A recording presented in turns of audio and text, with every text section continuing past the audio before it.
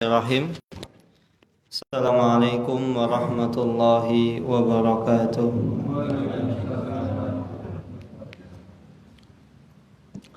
Bismillahirrahmanirrahim. Wassalatu wassalamu ala Rasulillah wa ala alihi wa sahbihi wa man tabi'ahum bi ihsanin ila yaumiddin, amma ba'du. Allahumma sahli sadri wa yassir li amri wahlul 'uqdatam min lisani yafqahu qawli. Allahumma inna nas'aluka ilman nafi'an wa rizqan tayyiban wa amalan mutakabbalan. Allahumma alimna ma yanfa'una wa zidna ilman wal huda wat tuqa was salaha ya rabbal alamin. Bapak Ibu yang dirahmati Allah Subhanahu wa taala, tiada kata yang pantas keluar dari lisan kita kecuali ucapan syukur kita kehadirat Allah Subhanahu wa taala. Kemudian salawat beriring salam tak lupa kita curahkan kepada junjungan kita, kepada suri teladan kita, kepada uswah hasanah kita, Nabi Agung Muhammad sallallahu alaihi wasallam. Bapak Ibu yang dirahmati Allah Subhanahu wa taala, tidak terasa kita sudah berada di penghujung bulan Zulqa'dah. Dan sebentar lagi insyaallah sekitar 2 pekan lagi kita akan menjalankan sebuah ibadah yang sangat agung di sisi Allah Subhanahu wa taala, yaitu ibadah salat Idul Adha. Kemudian setelahnya kita juga akan melaksanakan kurban atau biasa yang dikenal dalam bahasa Arab al-udhiyah. Dan berbicara tentang berkurban ini, syariat Islam telah menentukan batasan-batasannya. Tidak boleh kita sembarangan dalam berkurban. Maka insya Allah pembahasan kita pada malam hari ini adalah fikih ringkas seputar menyembelih hewan kurban, yang biasanya kita isi dengan adab seorang muslim dari kitab Profesor Dr. Abdul Razak bin Abdul Muhsin Al-Badr hafidhahumullahu ta'ala. Maka pada malam hari ini khusus karena berdekatan dengan Hari Raya Idul Adha, maka saya diminta untuk membahas tentang kurban. Bapak Ibu yang dirahmati Allah Subhanahu wa taala, hukum kurban, hukum asalnya adalah wajib. Ketika kita berbicara tentang kurban, hukum asalnya adalah wajib. Wajib bagi siapa? Yaitu wajib bagi seseorang yang mampu. Kalau misalnya tidak mampu, maka hukumnya tidak wajib. Dan ini diambil dari sebuah firman Allah Subhanahu wa taala dalam surat Al-Kautsar ayat kedua. Fasholli li rabbika wanhar. Maka tunaikanlah salat li rabbika, hanya untuk Allah. Jadi ketika engkau salat, hendaklah kita salat karena Allah Subhanahu wa taala. Wanhar, dan sembelihlah hewan kurban. Maka pada ayat di sini surat Al-Kautsar ayat kedua ini menggunakan kata perintah. Dan kata perintah dalam bahasa Arab maknanya adalah wajib. Kecuali jika di sana ada misalnya indikasi yang membuat hal yang tadi hukum asalnya wajib menjadi sunnah. Bahkan saking wajibnya ini, Rasulullah Shallallahu Alaihi Wasallam suatu ketika pernah bersabda tentang seseorang yang mampu, punya harta, punya kecukupan, namun tidak mau berkurban. Maka Rasulullah SAW memerintahkan fala yaqrabanna musallana, janganlah dia dekat-dekat kepada musola kami.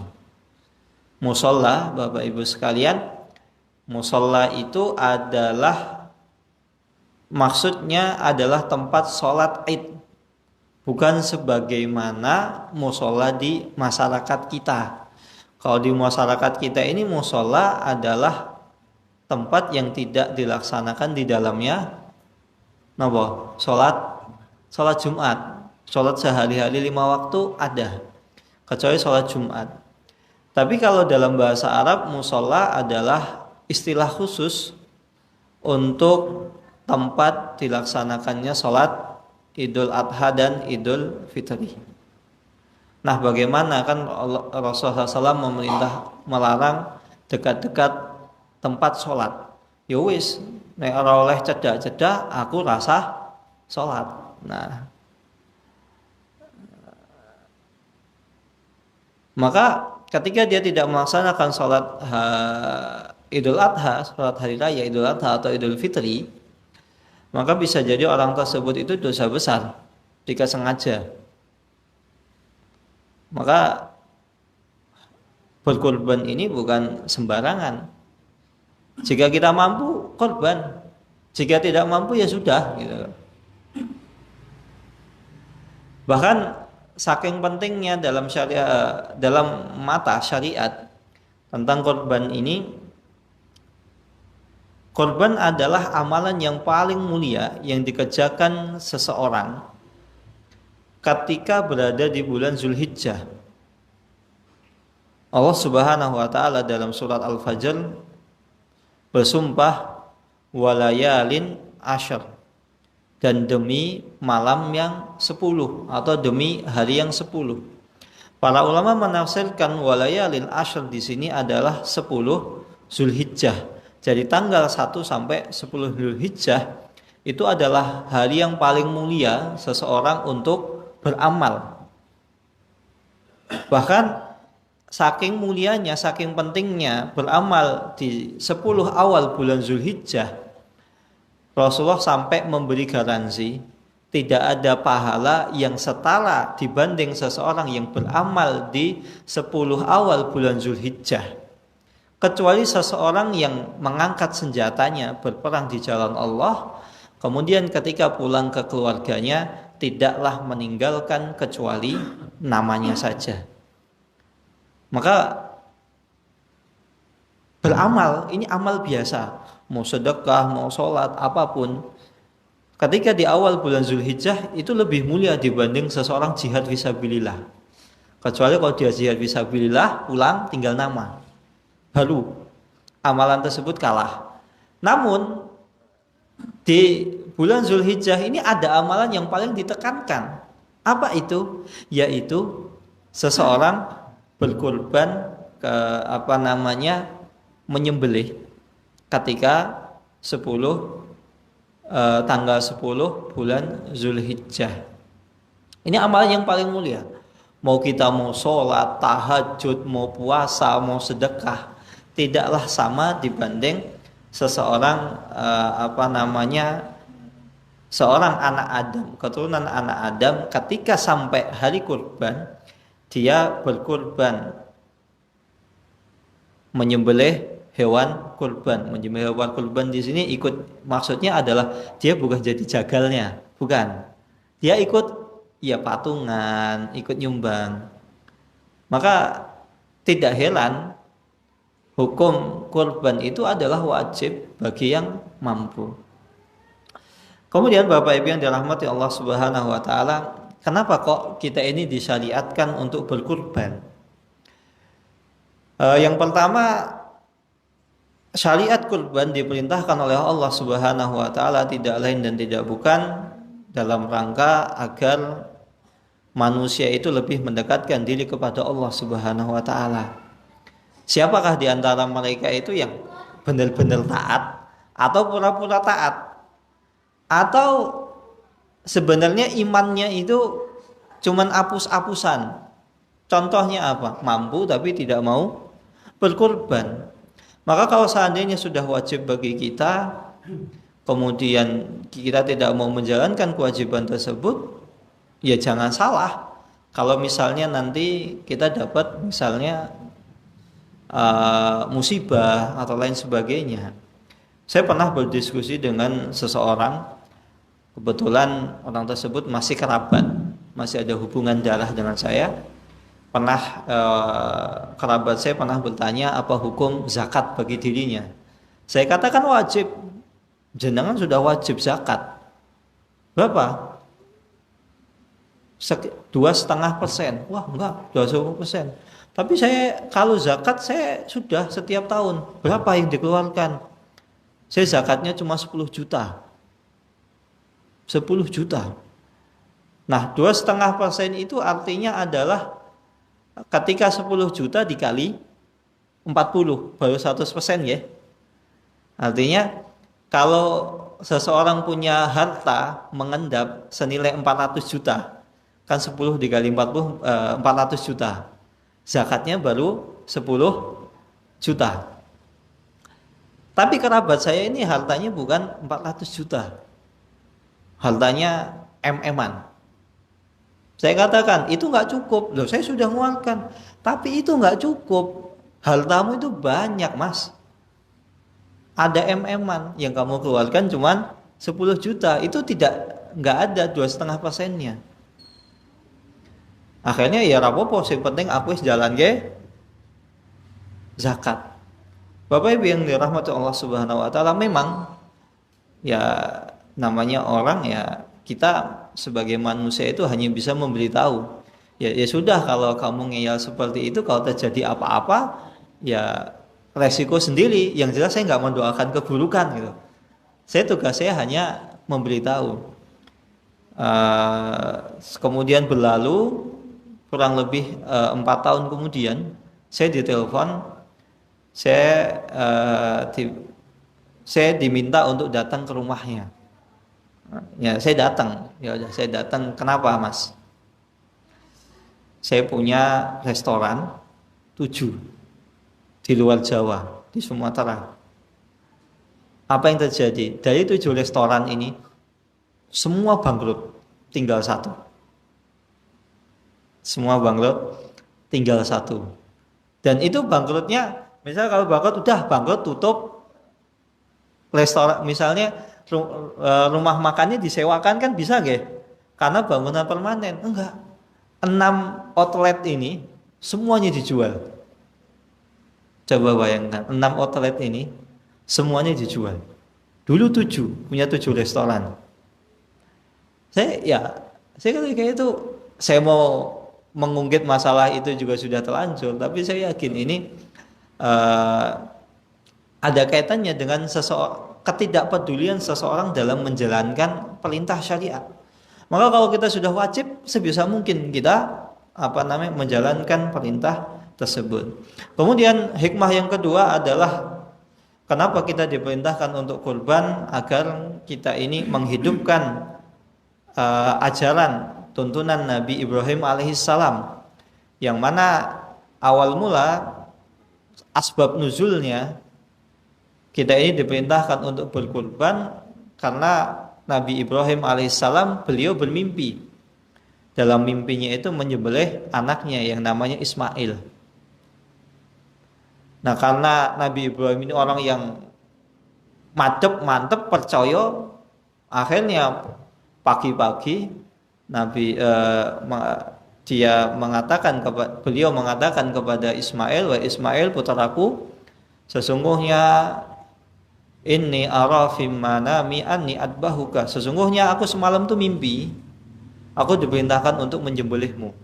Apa kata Ismail? Ya abati if'al. Wahai ayahku, lakukanlah jika itu perintah Allah. Nah, ketika mau disembelih, ternyata apa yang terjadi? Allah Subhanahu wa taala mengganti Nabi Ismail dengan seekor kambing yang putih, gemuk, bagus. Namun berbeda dengan kita ketika kita misalnya mimpi semalam, aku mabungi mimpi. Napa, Pak? Aku dipindahin boleh kowe ya? Nggak boleh. Berbeda. Dan selanjutnya syariat kenapa kita diperintahkan untuk berkorban? agar kita bisa menebalkan kebahagiaan pada hari raya. Hari raya, namanya hari raya Idul Fitri dan Idul Adha adalah hari di mana kaum muslimin itu bergembira. Maka agar gembiranya ini semakin sempurna, kita diperintahkan untuk bagi-bagi, untuk berbuat baik. Kalau Idul Fitri ya di masyarakat kita, masyarakat Jawa punya adat munjung, ya nggak masalah kita munjung. Agar seseorang semakin bahagia. Di Idul Adha kita diperintahkan untuk menyembelih, agar orang-orang yang mohon maaf, orang-orang yang belum tentu dalam setahun sekali itu makan daging bisa merasakan daging. Maka karena hikmahnya awal mula tujuan disyariatkannya kurban itu adalah agar orang-orang yang tidak pernah makan daging bisa merasakan daging, maka sebisa mungkin ya kira-kira orang-orang yang jarang makan daging itu ya kalau perlu dagingnya dipastikan dapat daging yang empuk, daging yang enak. Beda kalau misalnya orang yang udah biasa makan daging. Bahkan ada sebagian orang karena sering makan daging, ketika Idul Adha nggak mau terima daging, udah kasihin ke yang lain. Karena apa? Daging udah biasa bagi saya gitu loh. Maka yang perlu kita perhatikan orang-orang seperti ini yang belum tentu setiap tahun setahun sekali belum tentu makan daging. Ini diantara hikmah disyariatkannya seseorang berkurban, dan di sana masih banyak lagi. Sengaja saya hanya sebutkan 3 yang kira-kira paling penting. Kemudian Bapak Ibu yang dirahmati Allah Subhanahu wa taala, ketika seseorang berkurban ada beberapa hal yang harus diperhatikan. Yang pertama adalah hendaklah dia mengharap ikhlas ridha Allah Subhanahu wa taala, ikhlas mengharap ridha Allah Subhanahu wa taala. Karena ikhlas ini adalah kunci diterimanya amal. Amalan sesuatu apapun itu, kalau dia tidak ikhlas, percuma, nggak akan diterima. Maka Allah Subhanahu wa taala pernah berfirman, "Wa ja'alnahu haba'an mantsura." Orang-orang yang ketika di dunia sudah sombong, amalanku banyak, saya sering sedekah, saya sering zakat, saya sering salat malam, salat tahajud, saya salat 5 waktu nggak pernah bolong. Tapi ternyata ketika mengerjakannya nggak ikhlas. Ja'alnahu haba'an mantsura. Allah Subhanahu wa taala ketika di akhirat nanti dijadikan seperti debu yang berterbangan. Enggak ada sisanya, percuma. Maka ketika kita beramal apapun, pastikan bahwasannya kita ini ikhlas karena Allah Subhanahu wa taala. Dan selaras dengan pembahasan terakhir kita kemarin, ketika kita misalnya bekerja, niatkanlah itu tujuannya adalah ibadah. Sehingga kerja kita ini bukan hanya sekadar kita dapat keringat, kita dapat capek, tapi di sisi lain kita juga bisa dapat pahala. Bukan hanya sekadar misalnya kita cuma dapat uang. Jadi ketika kita bekerja, pastikan tujuan utama itu bukan uang, tapi apa? Lillahi ta'ala. Saya kerja ini adalah kewajiban seorang laki-laki untuk menafkahi keluarga. Jadi kalau misalnya nggak dapat uang, ya dia nggak nyesel. Karena apa? Toh saya kerja ini tujuannya karena Allah. Wa man kana lillahi fahuwa abqa. Imam Malik pernah mengatakan, apapun amalan yang karena didasari karena Allah Subhanahu wa taala, fahuwa abqa. Fahuwa abqa. Maka amalan tersebut akan terus berkesinambungan, manfaatnya, keberkahannya, kemudian efek yang didatangkan itu positif.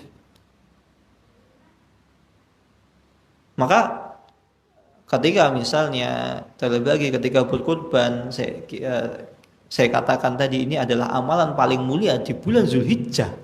Jangan sampai ketika kita kurban, aku tak kurban lah. Di sini Pak Rai misalnya Pak Bagio, mana Pak Bagio iki? Betul ya? Pak Bagio misalnya, Pak Bagio korban, aku mau seorang korban. Padahal aku kalau Pak Bagio wes sugih aku. Jangan seperti itu. Kalau seandainya kita awalnya nggak ikhlas, tahan. Coba ikhlaskan sebelum hewan yang disembelih tersebut, hewan yang kita korbankan itu disembelih. Masih ada peluang, masih ada kesempatan.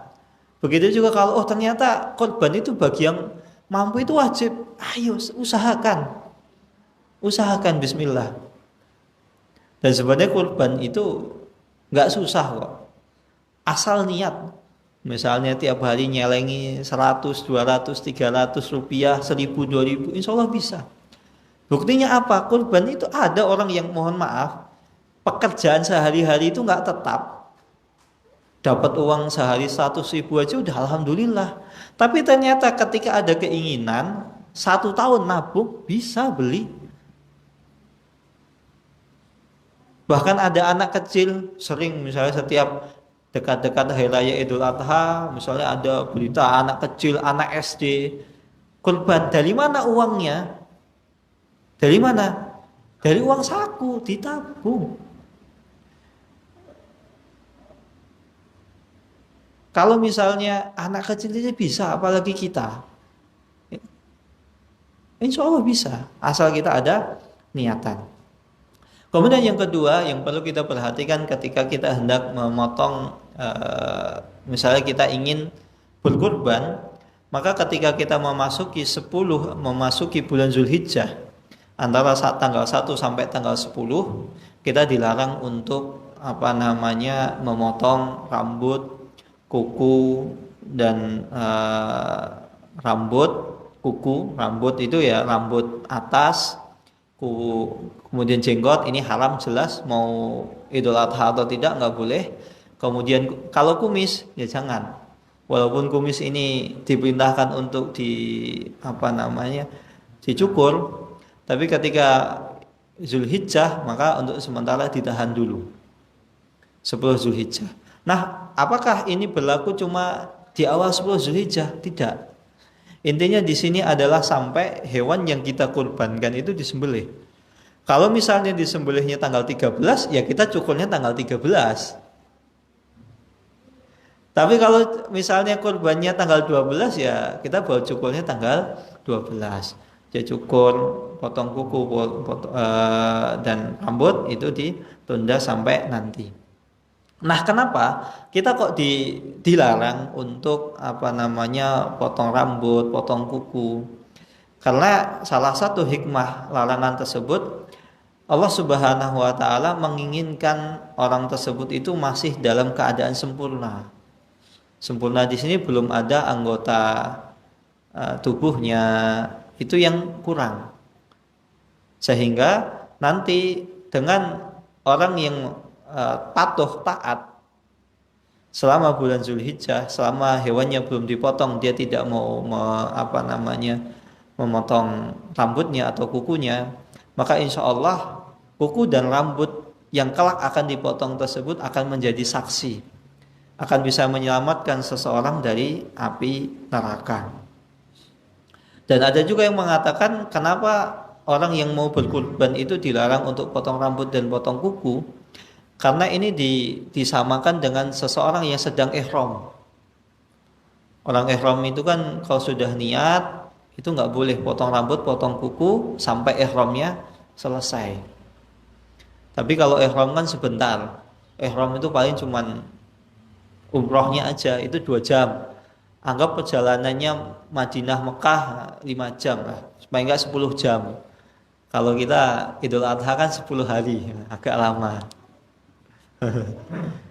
Nah, itu salah satu syariat kenapa kita dilarang untuk potong kuku dan potong rambut, agar nanti kelak dia bisa membebaskan kita dari api neraka. Nah, bagaimana kalau seandainya sudah terlanjur ketika masuk bulan Zulhijjah?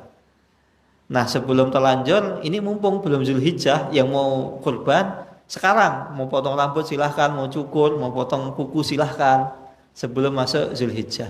Nah, bagaimana kalau seandainya sudah telanjur ketika masuk Zulhijjah dia baru potong? Apakah ada dendanya? Tidak ada. Tidak ada dendanya. Nggak masalah. Cuman ya tadi nggak dapat kesempatan, itu aja. Tidak ada denda. Apakah berdosa? Wallahu taala a'lam bishawab. apakah dia berdosa, tapi setidaknya dia tidak mendapatkan peluang tadi, bisa dibebaskan dari api neraka. Wallahu taala alam bisawab. Kemudian ketika Bapak Ibu yang rahmati Allah Subhanahu wa taala, ketika kita membahas tentang kurban, maka di sana ada hewan kurban yang perlu kita perhatikan. Apa syarat yang layak untuk hewan kurban? Yang pertama, hendaklah kita berkurban dengan hewan-hewan yang telah ditentukan syariat. Hewan-hewan yang ditentukan syariat itu contohnya adalah sapi, kambing, onta. Itu yang ditentukan syariat.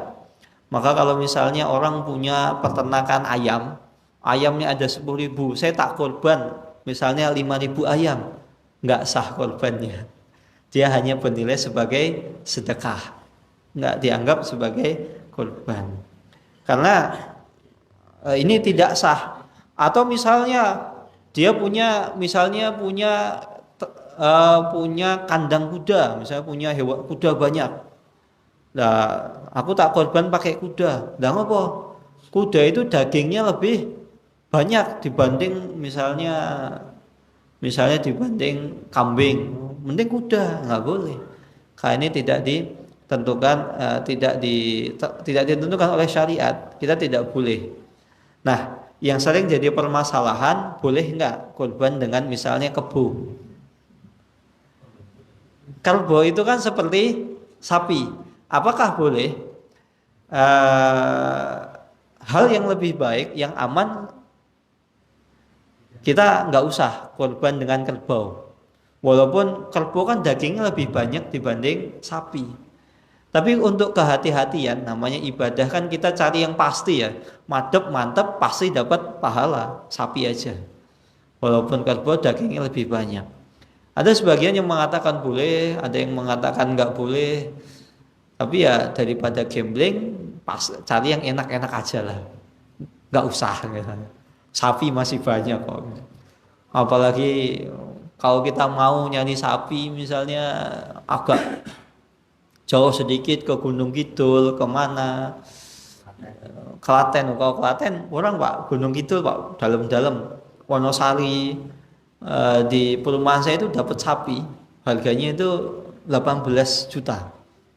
Gede, tapi ya nyalinya kudu telaten, masuk sabar, survei 1 tempat 2 tempat 18 juta, masya Allah gede.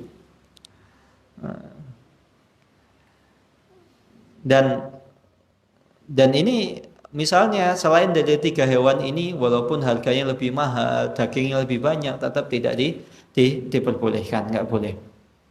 Kemudian syarat hewan kurban yang kedua adalah hendaklah hewan tersebut telah umurnya sudah mencapai usia yang telah ditentukan. Biasanya ya anggapannya misalnya untune wis spoil gitu. 6 bulan itu untuk domba. Domba ini kan apa? Domba itu adalah wedhus gembel. Domba itu seperti wedhus gembel gitu. Terus sekitar 6 bulan. Kemudian 1 tahun untuk kambing Jawa, itu sudah bisa untuk kurban. Kalau sapi itu minimal 2 tahun. Saya ulangi sekali lagi, wedhus gembel minimal 6 bulan. Kambing Jawa, wedhus Jawa minimal 1 tahun, sapi minimal 2 tahun. Adapun unta perlu dijelaskan buatan? Kayaknya enggak ya di sini. Tapi nggak apa-apa, buat pengetahuan, unta itu 5 tahun. Nah, boleh nggak misalnya saya pakai wedhus gembel usianya 1 tahun? Nggak masalah. Itu kan batas minimal. Kalau misalnya 1 tahun kan insya Allah lebih gede. Ya insya Allah kan lebih gede, dagingnya lebih banyak, malah itu lebih bagus gitu loh. Namanya orang berbuat baik itu nek iso sing luwih apik selama syariat memperbolehkan. Beda kalau misalnya tadi syariat nggak bolehin, misalnya pakai kerbau kan masih gambling. Daripada gambling mending sapi, walaupun kerbaunya lebih gede, daging lebih banyak. Maka kalau misalnya cari sapi yang gede sekalian, monggo, alhamdulillah. Misalnya 7 orang, 7 orang kita sudah misalnya takwil memutuskan setiap orang itu iuran misalnya 4 juta, angka 4 juta. Berarti dikumpulkan ketemu sekitar 28 juta. Untuk operasional anggap saja habis 1.500.000, sisa 26. Nah suatu ketika pas survei nemu misalnya nemu sapi yang gede 30 juta. Mau nggak 30 juta? Nah kita tanya kepada sohibulnya, sopo sing arep nomboi? Pastikan yang sohibul tadi 7 orang tadi nggak boleh diambilkan dari uang sisa sohibul yang lain atau uang masjid, nggak boleh ditomboi. Karena sapi onta maksimal 7. Nah kalau misalnya takmil ikut nomboi itu jadi 8. Iya kan? Nah, karena beda. Maka kalau misalnya sohibul ada yang menomboi nggak? Ini ada 30 juta. Tinggal berapa misalnya? Tinggal sisa 4 juta. Masing-masing anggap aja 600.000, 600.000. Mau nggak setiap orang 600.000? Aku gelem. Yowes, aku tak sak yuto, aku rong yuto. Mau nggak boleh. Selama itu yang grupnya, kelompoknya itu diperbolehkan.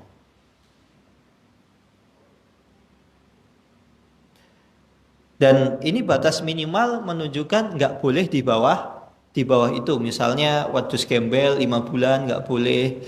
Kemudian sapi usianya baru 1 tahun itu nggak boleh karena minimal 2 tahun. Kemudian syarat yang ketiga adalah hendaklah hewan tadi itu tidak memiliki cacat. Sebagaimana yang disebutkan dalam sebuah hadis, sesungguhnya Allah Subhanahu wa taala tidak menerima hewan kurban yang misalnya buta sebelah. Buta sebelah, yang butanya itu kelihatan. Satunya bisa, satunya buta, jelas banget.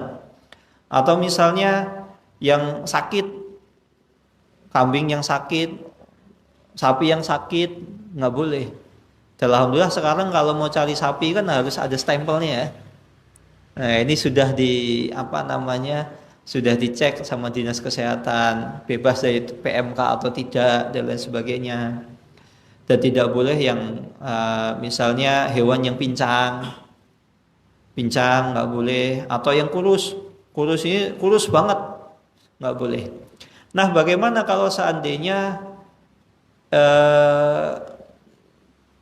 ini nggak buta, misalnya ada ada kurang sedikit atau yang tidak terlalu parah, maka seperti ini masih diperbolehkan. Misalnya hewan yang terpotong telinganya kepotong, misalnya kepotong nggak sengaja gitu, atau misalnya tanduknya ketika misalnya dicencang, biasanya kadang kan dicencang, kadang deket-deketan, pengen suduk-sudukan, akhirnya tanduknya patah, maka insya Allah tidak mengapa. Atau ekornya terpotong, misalnya tiba-tiba digigit, kambingnya gigit ekor kambing yang lain, maka insya Allah tidak mengapa jika itu cacat tubuhnya itu tidak parah. Dan yang lebih baik hendaklah hewan tersebut itu bagus, gemuk dan sehat. Jadi kalau punya itu yang bagus, gemuk, sehat, lebih gede, lebih baik. Kemudian syarat hewan yang selanjutnya adalah hendaklah dia menyembelih pada waktu yang telah ditentukan. Waktu yang telah ditentukan kapan? Yaitu setelah sholat Idul Adha sampai tanggal 13 Zulhijjah. Sehingga bisa disimpulkan bahwasannya menyembelih hewan kurban itu ada 4 hari. Tanggal 10, 11, 12, 13. Nah kalau sudah misalnya 13 maghrib, nyembelihnya maghrib, itu bisa tidak sah. Karena hitungan kalender di sini menggunakan hitungan Hijriyah, bukan Masehi. Nah sedangkan Hijriyah itu kan pergantiannya setelah maghrib, beda dengan Masehi. Kalau Masehi kan jam 00. Maka Nah, permasalahannya, dan saya yakin ini ya ada yang ingin ditanya, ada yang ingin tanya masalah apa namanya nyembelih di negara kita ini kan kemungkinan itu nanti Idul Adhanya beda, Rabu sama Kamis, nggih lah, kemungkinan Rabu dan Kamis. Maka misalnya Rabu, mohon maaf ikut Muhammadiyah, Kamis pemerintah. Maka yang pertama, pendapat yang bijak hendaklah kita nyembelihnya hari Kamis. Kenapa hari Kamis? Karena bisa jadi ada di antara sahibul tersebut itu ada yang misalnya hari rayanya hari Kamis. Ini kan sangat mungkin gitu loh. Apalagi 7 orang. Dan kadang seperti ini malah apa namanya jadi tidak ketika pokoknya kita kekeh misalnya hari Rabu. Ini nggak bijak. Islam itu kan rahmatan lil alamin. Ya hubungannya dengan Muhammadiyah ya monggo, Muhammadiyah mau hari raya hari Rabu nggak masalah. Dan saya menganjurkan menyembelihnya adalah hari Kamis. Saya di sini berbicara mewakili pribadi, sekaligus saya kebetulan masa jabatan tahun ini saya diangkat masuk struktur Majelis Tablik PDM Muhammadiyah Sleman. Saya pribadi saya menganjurkan hendaklah menyembelih pada tanggal hari kedua. Itu lebih bijak. Nah, bagaimana kalau seandainya tugas kita sebagai seorang jagal? Kan ada ya pekerjaannya jagal. Boleh nggak? Misalnya saya jagal, saya lebarannya Kamis. Saya yakin mantep Kamis. Tapi saya kon jagal dino Rabu. Boleh nggak? Nggak masalah. Karena ini nggak ada kaitannya dengan keyakinan kita. Ini hubungannya dengan profesi kita gitu. Ya kalau mau misalnya kita mantep Kamis, monggo. Nah kebetulan Rebo ada orderan, nggak masalah kita sembelih. Yang penting ketika itu ya kita misalnya puasa Arafah, nggak masalah. Kemudian ini syarat-syarat hewan kurban, hendaklah kita ya tadi kalau beda lebih baik di hari kedua biar semua itu dapat pahala. Toh kalau misalnya dia lebarannya hari Rebo kan sebenarnya enak juga gitu loh. Karena kadang ketika kita habis sholat langsung nyembelih, mohon maaf ngapunten, biasanya kesusu. Beda kalau lebarannya kemarin, kamu saya sembelih, nyantai, slow, rasa kesusu. Kan kadang kan begitu, saya mumet apalagi misalnya dapat bagian misalnya bagian snack, misalnya nanti di masjid ada makan-makan daging kurbannya diambil kemudian dimasak makan-makan sama warga, dia jadi ketua koordinator, mumet ketika habis sholat langsung, wih bu pancinya wis durung, gasnya wis durung, ini wis durung, mumet, malah alhamdulillah bersyukur disembelih hari kedua karena sebelumnya dia bisa persiapan, cicil dulu pancinya, cicil dulu gasnya. Ya, alhamdulillah. Kemudian ada permasalahan tentang hewan kurban di sini. Boleh nggak satu hewan itu untuk misalnya diniatkan untuk satu keluarga? Ketika satu hewan diniatkan untuk satu keluarga, ini hukumnya boleh. Karena Rasulullah SAW beliau pernah mencontohkan. Beliau pernah menyembelih 1 ekor kambing. Kemudian 1 ekor kambing ini diniatkan untuk seluruh keluarga yang tinggal. Dengan catatan tinggalnya itu masih hitungan 1 atap. Beda kalau misalnya nggak 1 atap, anaknya misalnya di Cirebon, anaknya di misalnya bapaknya di Condong Catur, anaknya misalnya di Catur Tunggal. Nggak 1 atap. Kecuali kalau 1 atapnya misalnya dempetan gitu. Perbatasan Catur Tunggal dan Condong Catur ya monggo. Nah ini catatannya diniatkan untuk 1 keluarga boleh kambing. Karena Rasulullah SAW pernah ketika menyembelih kambing tersebut, beliau meniatkan untuk beliau dan untuk keluarganya dengan catatan masih satu atap walaupun berjumlah lebih dari satu, misalnya karena rumahnya besar, misalnya gede, satu atap semuanya, anaknya 10 nggak apa-apa, istrinya 4 nggak apa-apa, nggak masalah selama masih satu atap. Kemudian boleh nggak seseorang misalnya kurban mengatasnamakan orang yang sudah meninggal? Para ulama berbeda pendapat, ada sebagian yang membolehkan, ada yang sebagian yang tidak membolehkan.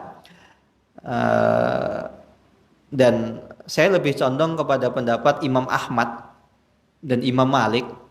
Beliau mengatakan ibadah yang mengatasnamakan untuk orang yang sudah meninggal, dan orang meninggal ini harus muslim, nggak boleh misalnya non muslim, atau mohon maaf agamanya abu-abu. Kan kayak misalnya simbah-simbah kita dulu kan konon katanya, termasuk simbah saya, ada yang mengatakan ya kadang sholat, kadang orang, kadang poso, kadang orang, kan abu-abu. Iki musim apa ya musim apa ora, nek orang musim kok ini muslim, nek musim kok ini orang muslim, ya cari yang pasti gitu loh. Pastikan orang tersebut itu beragama Islam. Maka ini boleh. Imam Ahmad dan Imam Malik mengatakan pahala tersebut itu sampai kepada orang yang diniatkan. Namun yang lebih baik, karena orang yang sudah meninggal dan orang yang sudah meninggal dan orang yang belum meninggal, sejatinya mereka ini sama-sama butuh apa? Butuh pahala. Maka yang lebih aman adalah mengatasnamakan orang yang masih hidup. Walaupun korban mengatasnamakan orang yang sudah meninggal boleh.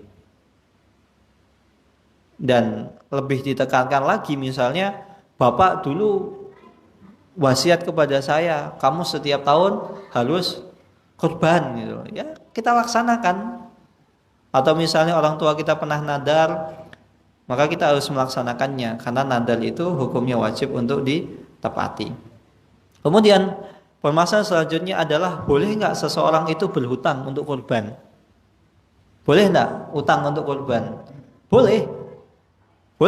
Utang untuk korban itu boleh selama orang tersebut itu mampu untuk membayarnya. Kemudian sebagai orang yang berkurban boleh juga untuk memakan daging kurbannya, dan yang lebih baik hendaklah dibagi menjadi 3, 1 untuk dirinya, 1 untuk fakir miskin, 1 untuk orang lain. 1/3 untuk dirinya, 1/3 untuk orang miskin, 1/3 untuk orang lain, misalnya kerabatnya atau siapanya. Masya Allah, sudah. Nah, bagaimana kalau seandainya dia ngambilnya nggak 1/3? Saya cuma ngambilnya misalnya sedikit aja lah, nggak masalah, karena 1/3 ini batas maksimal. Dan biasanya di kita ini kalau korbannya kambing maka dikasih 1 paha. Kalau sapi ya nanti tinggal berapa kilo, atau misalnya 1 kilo, 2 kilo, 3 kilo. Wallahu ta'ala alam, tergantung kambingnya, hewannya tersebut, sapinya tersebut. Dan boleh bagi kita untuk menyimpan daging kurban lebih dari 3 hari, dan boleh pula kita untuk menyedekahkannya kepada orang lain. Misalnya kita dapat bagian, kita berikan kepada orang lain, atau misalnya kita sebagai sahibul, saya nanti ngambil pahanya, sampilnya, tapi tolong kasihkan ke misalnya Pak A, Pak B, itu boleh. Nah, permasalahan terakhir, boleh enggak misalnya jagal itu mendapatkan kepala, kemudian handuk kulitnya, boleh enggak? Enggak boleh. Maka kalau misalnya mau diberikan kepada jagal, maka ini bukan sebagai upah, tapi hadiah. Ini tak kasih ke kamu sebagai hadiah, bukan sebagai upah. Kenapa? Jadi nanti upahnya sendiri. Upahnya sendiri. Kalau kita misalnya memberi bagian, ya kalau misalnya kepala nggak boleh, kulit nggak boleh, ya udah tak kasih daging, sama saja. Kepala daging, kepala saja nggak boleh, apalagi dagingnya. Nanti ada misalnya porsi khusus. Maka saya katakan tadi, misalnya operasional itu ada misalnya habis, misalnya untuk satu sapi habis sekitar 1,5 juta. Nah itu salah satu operasionalnya kan untuk bayar jagalnya, atau misalnya buat beli plastik dan lain sebagainya. Wallahu taala alam bisawab. Ini yang bisa saya sampaikan. Kurang lebihnya saya mohon maaf. Ada pertanyaan? Monggo.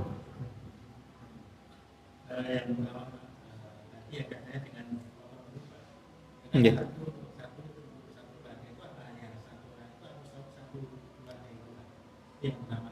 Nggih. Yang kedua kan tadi itu belum masalahnya kan wajib dan kalau mampu kan.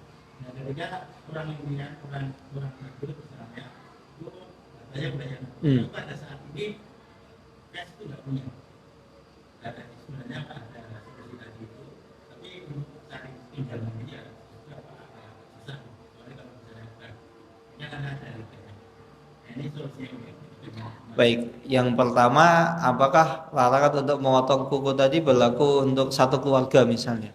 Kalau diniatkan untuk satu keluarga, maka yang dilarang untuk memotongnya adalah kepala keluarga. Oh iya.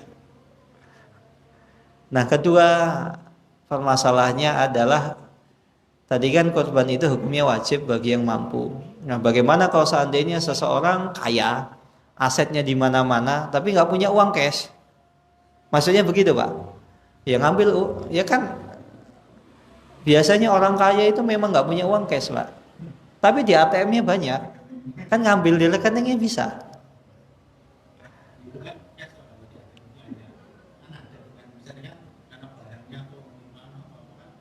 Oke. Tapi misalnya di dompet nggak ada, ATM juga nggak punya misalnya. Ada Pak ngeten niku. Tapi kayaknya ya mungkin ada. Kalau misalnya ada ya minjem nggak apa-apa, ngutang. Apalagi kan dia asetnya banyak. Nempel apa sedikit bisa insya Allah. Kenapa? Transfer juga bisa nanti. Udahlah. Atau misalnya nggak punya duit, minta sama anaknya nggak masalah Pak. Boleh minta anaknya. Dengan catatan anak kita ini juga orang yang mampu gitu loh. Nggak masalah. Loh harta anak kita itu harta kita gitu loh. Anta wa maluka li abik. Kamu, jiwamu, hartamu itu punya bapakmu. Jadi bapaknya ngambil tuh boleh gitu loh. Hukum asalnya nggak usah ngomong-ngomong itu boleh gitu loh. Tapi kan namanya orang kan harus punya etika, harus punya adab. Yang ngomong, mau ATM-mu tak jiko 2 juta, tinggal korban, udah selesai. Anak yang mencak, ya mungkin belum tahu anaknya. Kalau hartanya dia itu punya orang tuanya. Wallahu taala alam. Monggo. Nah, masalah panitia ini lebih rumit lagi nih Mas. Kalau panitia itu lebih rumit dibanding jagal.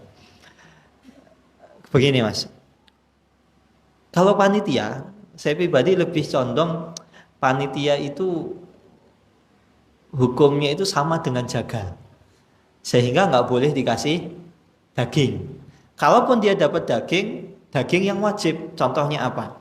Di masyarakat kita ini kan daging itu kan ada beberapa bagian.